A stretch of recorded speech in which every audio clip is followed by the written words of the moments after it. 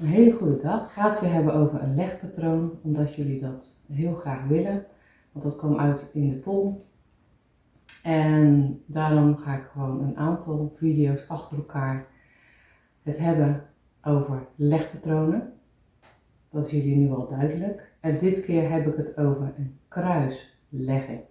Oftewel een kruisreading.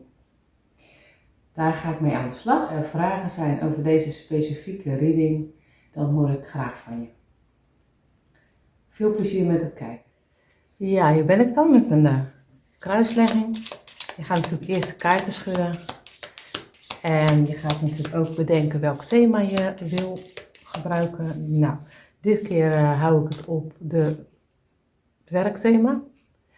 Dus het thema is werken en de vraag is: hoe verloopt mijn werk? Gaat mijn werk zich uitbreiden? Dus gaat mijn werk zich uitbreiden? En daarbij ook, en dat is dus waar ik nu al op terugkom, want ik zie dat heel veel mensen vinden het leuk om financiële readingen te zien. Nu staat daar op internet heel weinig over, om te zeggen haast niets. Maar goed, ik moet ook zeggen, ik leg zelf niet zoveel, of ik leg zelf weinig financiële readingen. Maar ik blijf gewoon zoeken, ik blijf gewoon kijken. En je kan sowieso, met welke legging dan ook, daar een financiële vraag van maken. Dat is natuurlijk absoluut zo.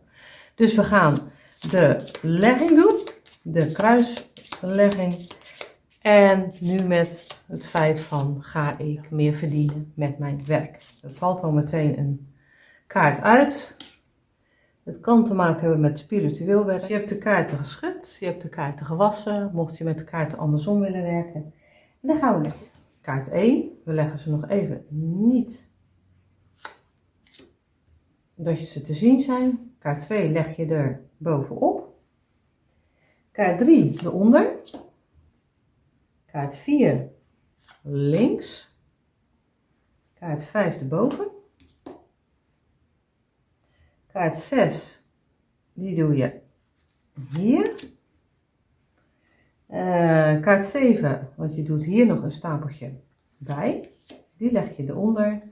Kaart 8, die komt hier. Kaart 9, die komt hier. En kaart 10, die komt hier. Oké, wat gaan we dus doen? Je gaat de kaarten dus schudden. Je gaat de kaarten wassen, mocht je ze andersom leggen. En dan ga je dus in één klap dus beginnen met die kaarten uit te leggen. Dus niet dat je één kaart pakt, je legt hem uit en je gaat weer wassen en schudden. Nee, je gaat achter elkaar, leg je die kaarten uit. Nou, eerst hier, tweede kaart hier, derde kaart, die doe je onder, vierde kaart links, en de vijfde kaart boven en de zesde kaart aan de rechterkant. En dan nog 4 kaarten hier. Nummer 7, die begint beneden, nummer 8, nummer 9 en nummer 10. Deze 2 kaarten hebben altijd met elkaar te maken. Dus deze kaart, die laat ik nu wel zien. Dat is het masker. En deze kaart, dat zijn de wolken. Goed, nou kaart 1, dat weerspiegelt de situatie. Dus dat is de situatie waar het om gaat.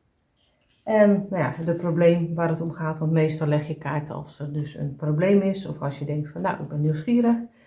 Nou, in dit geval, 40 rechtop betekent dat je ontgoocheld kan zijn. Dat de dingen niet goed kan gaan. Dat het lastig is eigenlijk. Dat je ineens onverwachts voor dingen komt te staan wat je niet verwacht had. Maar als je hem andersom hebt, zoals hier, dan is het zo dat het eigenlijk ook spiritualiteit kan betekenen. Dus juist de andere kant op. Nou, dan heb ik kaart 2. Dus dat zegt wat voor invloed heeft de kaart. Dus wat voor invloed heeft. Oké, wat beïnvloedt de situatie? Nou, dat zijn dus de wolken. En de wolken, je kan natuurlijk niet even zien of je het andersom hebt gelegd of niet. Want je hebt natuurlijk die kaarten zo erop gelegd. Dus we gaan hem even zo bekijken. In dit geval betekent het, de wolken, dat het eigenlijk best wel muizenissen zijn. Of dat je best wel aan het piekeren bent. Van ja, maar kan het eigenlijk wel iets gaan worden? kan ik er wel in geloven zoals ik wil? En de ene keer geloof je er wel in, de andere keer geloof je er niet in. Maar het is, het is wel dat jouw gedachten zijn van, ja, dit is eigenlijk, dit remt af, weet je wel. Die gedachten die je hebt, die remmen af. En dan gaan we nu naar de kern. Dus naar de kern van de situatie, de basis van de situatie, dus aangeeft waar het probleem eigenlijk is ontstaan. Dus op wat voor manier is het probleem ontstaan. Dat zie je dus op kaart 3 en die ligt eronder. Het vertrouwen. Het vertrouwen in, kan het goed komen? Kan ik erop vertrouwen? Klopt het? Daar komt dus alles vandaan. Het zegt eigenlijk van, nou, dat is je basis van, ja, dat je niet weet of het te vertrouwen is, of het allemaal goed gaat. Dat is eigenlijk wel, wordt gezegd door het universum, dat is dus de basis. Dan gaan we naar kaart 4. Nou, die weerspiegelt dus het verleden. Nou, die ligt ook links. Links ligt dus vaak het verleden en dat klopt. Nou, het verleden is een kruis, maar het kruis ligt andersom. Dus dat is een begrip, maar het kan ook weer zijn spiritualiteit. Dus het verleden is spiritualiteit. Je hebt werk wat op de een of andere manier met spiritualiteit te maken heeft. En daar is de basis van uit ontstaan. Het heeft ook te maken natuurlijk met het geloof in dingen. Het geloof in dingen kunnen hebben. Dus ook weer het geloof hebben in dat het goed komt of dat het progress heeft of progressie. Dat is natuurlijk het allerbelangrijkste. Nou, dan hebben we kaart nummertje 5, die ligt bovenaan. Dat geeft het heden aan. Nou, het heden geeft ook aan, nou ja goed, hij ligt andersom. Dus aan de ene kant, als hij natuurlijk zo had gelegen, dan is het van piekeren. En dit geeft aan dat je er op een bepaalde manier wel een vertrouwen in hebt. Van oké, kan het zo en zo gaan doen. En dan is het wel op te lossen. Of je hebt jezelf een ultimatum gesteld. Bijvoorbeeld binnen een jaar moet het zo en zo en zo zijn. En anders heb ik nog een plan B in, zeg maar. Dat. Je hebt voor jezelf wel die beslissing genomen van oké, we gaan het zo en zo doen. Mocht het niet lukken, nou, dan gaan we kijken naar plan B en wat daaruit voort gaat komen. Dan ga je natuurlijk kijken naar de toekomst. Hè. Je hebt het verleden, heden en de toekomst natuurlijk. Nou, die ligt natuurlijk altijd rechts. Nou, een vrouw. Je kan met een andere vrouw te maken hebben. Die liggen wel op zijn kop. Dus het is nog maar de vraag of het zou op een samenwerking kunnen gaan. Of iemand die jou iets influistert van zo en zo kan je doen. Hij ligt wel op zijn kop, dus het houdt er wel rekening mee dat de samenwerking niet echt vlot kan gaan verlopen. Of dat er toch nog iets van een addertje onder het gras zit, laat ik zo zeggen. Dus dat je niet meteen klakkeloos met deze dame in zee gaat. Nou, dan hebben we dus nummer 7. Die ligt onder. Dat is het huis. En wat zegt nummer 7? Die zegt, je eigen invloed. Dus wat is jouw invloed op de situatie? Hoe kan je het zelf veranderen? Nou, dat zegt dus eigenlijk veiligheid, maar het zegt toch ook ZZP'er. Als je ZZP'er bent, dan zegt het van, nou, oké, ga gewoon door zoals je doet. Sta in je kracht. Ga gewoon verder. Doe je ding, om het zo maar te zeggen. En zolang je dat doet, heb daar gewoon vertrouwen in. Want deze kaart zegt, jouw eigen invloed op de situatie. En dat is deze. Dan hebben we nummer 8. De invloeden van je omgeving. Nou, kunnen zijn vrienden, familieleden, kennissen. Maakt eigenlijk niet uit. Belangrijke mensen in je omgeving. Dus wat is de invloed van die mensen? De boom ligt andersom. Ja, wat is de invloed van die mensen? Het kunnen zijn dat mensen bepaalde, als jij zeg maar spiritueel werk doet, dat ze daar niet in geloven op de een of andere manier.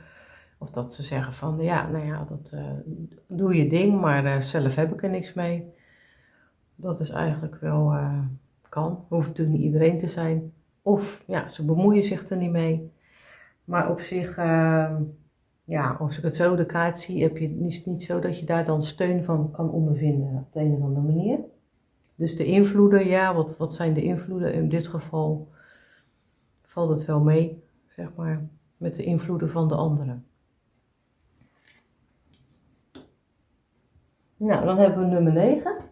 Dat is ja, je vrees of hoop. Hè, want, nou, wat je eigenlijk bang voor bent, is dat het allemaal stagneert, dat je niet verder kan gaan, dat het, ja, zeg maar het nestje in dit geval is, dat je niet kan komen waar je wil komen. Dat is wel een ding en ja, dat vind je best wel lastig om het zo maar eens te zeggen. Dus eigenlijk ben je bang dat je niet die vrijheid gaat krijgen om daadwerkelijk te kunnen doen wat je heel graag wil doen. Dat zit toch wel in de weg, dat is eigenlijk wel je angst. Omdat het niet tot een goed einde kan komen. Nou, dan hebben we kaart 10. Kaart 10 die geeft dus de uitkomst aan. Het ligt andersom. Dus het is wel, ja, normaal zou je het zeggen een geluk of een klein geluk, maar het ligt andersom. Dus wat betreft de financiële kant kan het nog wel op zich laten wachten. Dus het is niet dat het meteen zegt van oké, het kan iets worden. Ja, dan kan je dus denken van nou oké, ik zeg maar wat. Mocht het niet binnen een jaar lukken, dan kan je inderdaad overgaan op plan B. Kijk voor jezelf of je er toch nog misschien dingen uit kan halen. Dus eigenlijk natuurlijk wel financieel. Dus qua financieel is het nog wel dat je denkt van ja, dat houdt nog even over. Het is natuurlijk wel een reading hoe ik het doe, is dat ik echt van nu tot en met 3 maanden deze reading doe. Dus je kan er 3 maanden nog zeggen van joh, ik doe hem weer opnieuw. En dan kijk ik hoe de situatie dan is. En dan zeker op het gebied van financieel. Dat is natuurlijk wel een ding. Dus tussen nu en 3 maanden is het nog wel, kan beter. Laat ik zo zeggen, kan beter. Dit was de kruislegging. Een beetje al gebaseerd op de financiële legging in dit geval. Waar je in principe allerlei soorten patroonmethodes voor kan gebruiken. Ik ga wel, er is een financiële legging die ik zeker ga doen. Die heb ik al gezien, dus die ga ik zeker even uitwerken. En dan kom ik daarop terug. Dit is al een kruisreading waar je al een financiële legging voor kan doen. Goed, nou ik heb natuurlijk dus al een beetje bij de poll gekeken en ik kom er nog op terug.